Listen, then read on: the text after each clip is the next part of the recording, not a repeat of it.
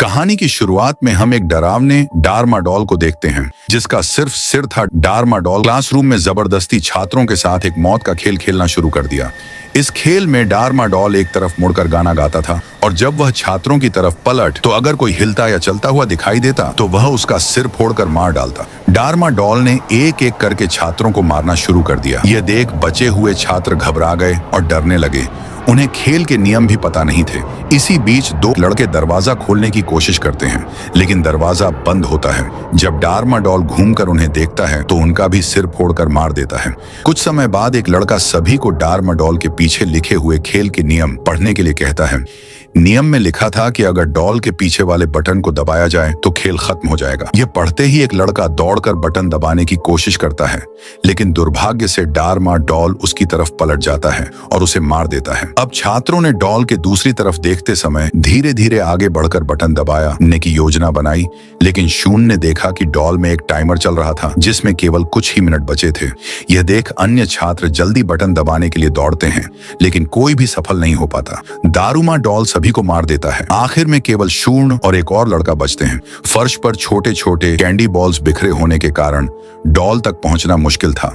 इसी बीच दूसरे लड़के को एक आइडिया आता है। वह शूर्ण से कहता है, तुम मेरे कंधे पर चढ़कर कूदो और बटन दबाओ। समय खत्म होने ही वाला था। सौभाग्य से शूर्ण लड़के के कंधे पर चढ़कर कूदता है और डॉल के पीछे का बटन दबा देता है, जिससे टाइमर बंद हो जाता है। शूर्ण और वह लड़का अपनी जीत का जश्न मनाने ही वाले थे कि अचानक उस लड़के का भी सिर फट जाता है।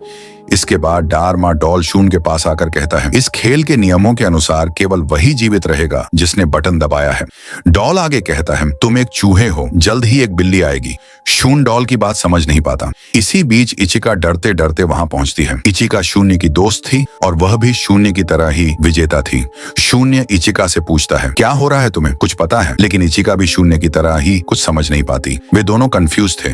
वे पुलिस को फोन करने की कोशिश करते हैं, लेकिन फोन में नेटवर्क नहीं था। वे वहां से भागने की कोशिश करते हैं, लेकिन सारे दरवाजे बंद थे। उन्होंने कांच तोड़ने की कोशिश की, लेकिन कांच भी नहीं टूटा। फिर भागते हुए वे एक दरवाजे तक पहुंचते हैं। सौभाग्य से वह दरवाजा खुल जाता है और वे एक बास्केटबॉल जिम में पहुंचते हैं। वहां और भी छात्र मौजूद थे जो इस मौत के खेल में बच गए थे।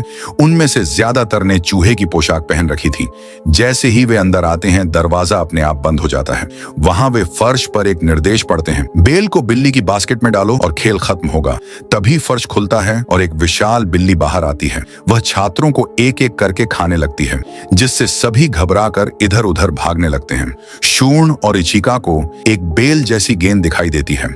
शूर्ण देखता है कि बिल्ली की गर्दन में एक बास्केट लटकी हुई है।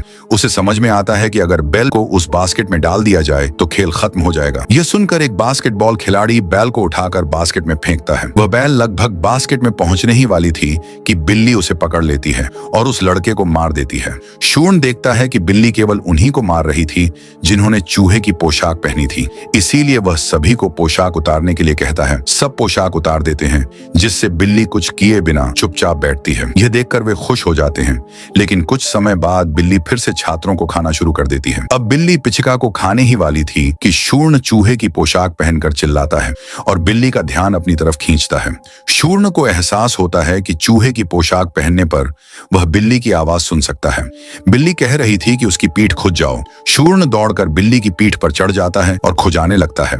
बाकी छात्र भी ऐसा ही करते हैं। अब बिल्ली हमला करना बंद कर देती है और थोड़ी देर में सो जाती है। इसके बाद शून्य बेल उठाकर बास्केट में फेंकने की कोशिश करता है, लेकिन अन्य छात्र उसे रोकते हैं, क्योंकि उन्हें लगता है कि डार्माडोल के खेल की तरह यहाँ भी केवल वही जीवित रहेगा जिसने बेल बास्केट में डाली होगी। इस बात पर विवाद शुरू हो जाता है, जिससे बिल्ली जाग जाती है और फिर से हमला करने लगती है। आखिरकार शूर्ण और इचिका बिल्ली को कंफ्यूज करने के लिए एक सामान्य बास्केटबॉल और बेल को कपड़े में लपेटकर बास्केट की तरफ फेंकते हैं, जिससे बिल्ली कंफ्यूज हो जाती है। लेकिन शून्य का निशाना चुक जाता है और बेल नीचे गिरने लगती है। इसी समय अचानक अमाया हीरो की तरह प्रकट होता है और बेल को पकड़कर बास्केट में डाल देता है, जिससे खेल खत्म हो जाता है। अब बिल्ली शूर्ण, इचिका और अमाया को विजेता घोषित करती है। शूर्ण बिल्ली से पूछता है बाकी लोग कहाँ गए, लेकिन तभी अमाया बाकी छात्रों को मार देता है और कहता है ये खेल भगवान का बनाया हुआ खेल है। इस खेल में वही जीवित रहेगा जो शक्तिशाली होगा, यही भगवान की इच्छा है। तभी बिल्ली के मुंह से गैस निकलती है जिससे तीनों बेहोश हो जाते हैं। इसी बीच बाहर का दृश्य दिखाया जाता है जहां एक बड़ा क्यूब शहरों के ऊपर उड़ रहा होता है और मीडिया इसे लाइव कवर कर रही होती है। पुलिस इस क्यूब में प्रवेश करने का रास्ता ढूंढने की बहुत कोशिश करती है लेकिन असफल रहती है। दूसरी ओर शूर्ण होश में आता है और पाता है कि वह अलग कपड़ों में है। उसके सामने उसका बचपन का दोस्त ताकुमी और 2 अन्य लोग खड़े होते हैं। तभी वे स्क्रीन पर एक संदेश देखते हैं, चाबी ढूंढो और उसकी मदद से बाहर निकलो। फिर 4 गुड़िया वहां आती हैं और अपना परिचय देकर खेल के नियम बताती हैं। वे कहती हैं तुम्हें बारी बारी से आंखों पर पट्टी बांधकर एक जगह बैठना होगा। हम गाना गाते हुए तुम्हारे आसपास घूमेंगे और जब हम गाना बंद करेंगे तो तुम्हें 10 सेकंड के अंदर यह बताना होगा कि तुम्हारे पीछे कौन है। अगर तुम सही जवाब नहीं दे पाए तो तुम्हें मार दिया जाएगा। अब खेल शुरू होता है। पहले एक लड़का जाता है लेकिन वह गलत जवाब देता है जिससे गुड़िया उसे मार देती है। फिर एक लड़की की बारी आती है, वह भी सही नाम नहीं बता पाती और गुड़िया उसे भी मार देती है। अब शूर्ण की बारी थी। गुड़िया उसे बीच में बैठाकर गाना गाते हुए उसके आसपास घूमने लगती है। गाना खत्म होते ही शूर्ण से उसके पीछे मौजूद गुड़िया का नाम पूछा जाता है। शूर्ण चुप रहता है। तभी एक आवाज आती है, टाइम अप। शूर्ण के पीछे मौजूद गुड़िया कहती है अब तुम मरने के लिए तैयार हो जाओ क्योंकि तुमने जवाब नहीं दिया। शूर्ण उस गुड़िया की आवाज सुनकर उसका नाम बता देता है। यह सुनकर चारों गुड़िया हंसने लगती हैं। वे कहती हैं तुम्हारा जवाब मान्य होगा क्योंकि टाइम खत्म हो चुका है। तभी शूर्ण खुलासा करता है कि टाइम अप की आवाज उसके फोन से आई थी। दरअसल जब पहले 2 लोग खेल रहे थे तो शूर्ण ने गुड़ियों की आवाज रिकॉर्ड कर ली थी। उसी आवाज का उपयोग करके शूर्ण ने उन्हें बेवकूफ बनाया और सही समय पर जवाब देकर खेल जीत लिया। जैसे ही शूर्ण खेल जीतता है, चारों गुड़ियां फट जाती हैं और एक चाबी गिरती है। शूर्ण और ताकुमी उस चाबी को लेकर आगे बढ़ते हैं। कुछ दूर जाने पर वे देखते हैं कि एक लड़का डरा हुआ उनकी तरफ भागता हुआ आ रहा है। उसके पीछे एक भयानक गुड़िया भी थी। लड़का कहता है एक दूसरे का हाथ पकड़ लो। तब वह भयानक गुड़िया कुछ नहीं करेगी। जैसे ही वे एक दूसरे का हाथ पकड़ते हैं, वह गुड़िया वापस चली जाती है। तभी अचानक वे एक लड़की की चीख सुनते हैं। ये इचिका की आवाज थी। इचिका उस भयानक गुड़िया से बचकर भाग रही थी। यह देखकर शूर्ण कूदकर उसका हाथ पकड़ता है और उसे बचा लेता है। इसके बाद वे सीधी एक अन्य कमरे में पहुंचते हैं जहां पहले से 2 और लड़के मौजूद थे। उसी कमरे में एक दीवार टूटती है और एक बड़ी गुड़िया का सिर निकलता है। उस सिर में 7 की होल्स थे, यानी खेल में आगे बढ़ने के लिए 7 चाबियां चाहिए थीं, लेकिन उनके पास केवल 4 थीं। तभी अमाया बाकी 3 चाबियां लेकर वहां पहुंचता है। अमाया उस भयानक गुड़िया से बचने के लिए एक लड़के को जबरदस्ती पकड़कर वहां ले आता है। जैसे ही वह वहां पहुंचता है, अमाया उस लड़के को मार देता है। अब वे 7 की होल्स में चाबी डालकर एक साथ घुमाते हैं।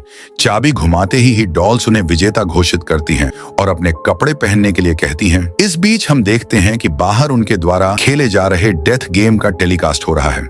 दूसरी ओर बचे हुए 7 प्रतियोगी एक बड़े फ्रोजन रूम में पहुंचते हैं जहां उनके सामने एक विशाल सफेद भालू आता है और कहता है मुझे झूठ बोलने और काले दिल वाले लोगों से बेहद नफरत है, इसीलिए इस गेम में तुम्हारा एकमात्र काम सच बोलना है। जो झूठ बोलेगा वह मारा जाएगा।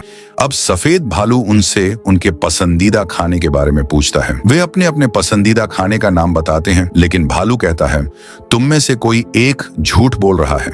वे थोड़ी चर्चा करते हैं और एक लड़के की ओर इशारा करते हैं। वह लड़का कहता है मैंने सच बोला है, लेकिन भालू उसकी बात अनसुनी करके उसे मार देता है।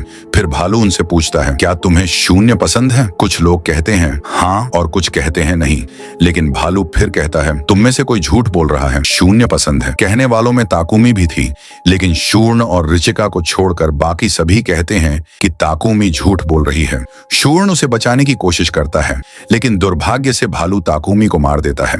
अपने दोस्त को खोने से दुखी हुआ शूर्ण जोर से चिल्लाता है असल में हम सबके बीच झूठा और कोई नहीं, बल्कि यह सफेद भालू ही है। शूर्ण की बात सही निकलती है। इतना कहते ही सफेद भालू बदलकर काले भालू में बदल जाता है, जिससे वे लोग उस गेम को भी जीत लेते हैं। अब बचे हुए 5 लोग अंतिम अंतिम गेम के लिए आगे बढ़ते हैं, जहां 3 डॉल्स आती हैं और उन्हें अंतिम चरण तक पहुंचने के लिए बधाई देती हैं। वे कहते हैं अंतिम गेम का नाम है किक द कैन। इसमें तुम 5 में से 1 राक्षस बनेगा और बाकी 4 लोग राक्षस से बचने के लिए छिपे हुए। फिर राक्षस को उन्हें ढूंढना होगा। अगर राक्षस किसी को ढूंढकर उसका चेहरा देखकर उसे एक सेल में कैद करके कैन को किक कर देता है तो वह विजेता होगा। लेकिन अगर छिपे हुए 4 में से कोई एक कैन को किक करता है तो बाकी 3 लोग गेम जीतेंगे और राक्षस हार जाएगा। हालांकि जो कैन को किक करेगा वह कैन के कटने से मर जाएगा। यानी अगर तीनों को बचाना है तो एक को खुद को बलिदान करना होगा। इसके बाद स्टिक्स की मदद से राक्षस चुना जाता है। राक्षस बनने वाले स्टिक के टॉप पर लाल निशान होता है और यह स्टिक अमाया को मिलता है। अमाया कैन को उसकी जगह पर रखकर 4 को ढूंढने लगता है। वह आसानी से 2 को पकड़कर सेल में बंद कर देता है। कुछ देर बाद अमाया शूर्ण और इचिका के छिपे हुए स्थान पर भी पहुंच जाती है। तभी इचिका खुद को बलिदान करते हुए अमाया के सामने आती है और उसका ध्यान भटकाती है। इस दौरान शून्य छिपने में फल हो जाता है। अमाया इचिका को भी पकड़कर सेल में बंद कर देता है और कहता है शून्य, मुझे तुम्हें ढूंढने की जरूरत नहीं है क्योंकि मैंने 3 लोगों को पकड़ लिया है। क्योंकि अमाया उसे उकसा रहा था, लेकिन शून्य एक भारी आर्मर कर बाहर आता है और अमाया से कहता है तुम मेरा चेहरा देख नहीं पाओगे।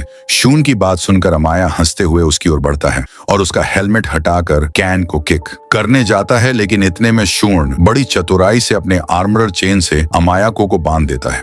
इसका पता लगने से पहले ही शून्य पानी में कूद जाता है।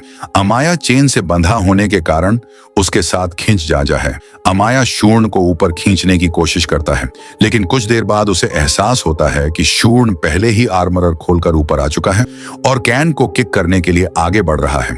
यह देखकर अमाया किसी तरह चेन तोड़कर कैन की ओर दौड़ता है, लेकिन शूर्ण उससे पहले कैन को किक कर देता है। अब गेम के नियमों के अनुसार कैन फटकर शूर्ण को मार देना चाहिए था, लेकिन कैन नहीं फटता। यह देखकर वे सभी हैरान हो जाते हैं। तभी डॉल्स आती हैं और हंसते हुए कहती हैं गेम को दिलचस्प बनाने के लिए हमने झूठ बोला था।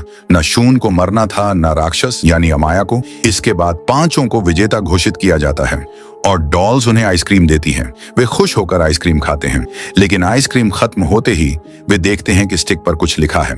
डॉल्स कहती हैं यह गेम वही जीत सकता था जिसमें ताकत, बुद्धि और किस्मत हो। अब हम देखते हैं कि शूर्ण और अमाया की आइसक्रीम स्टिक पर लिखा था तुम बच गए, जबकि इचिका और बाकी 2 की स्टिक पर लिखा था तुम मरोगे। तभी डॉल्स इचिका और बाकी 2 को मार देती हैं, लेकिन शूर्ण कुछ नहीं कर पाता। वह दुखी होकर बस देखता रह जाता है। अमाया बहुत खुश होता है। इसके बाद हम देखते हैं कि वे उस बड़े क्यूब से बाहर आते हैं।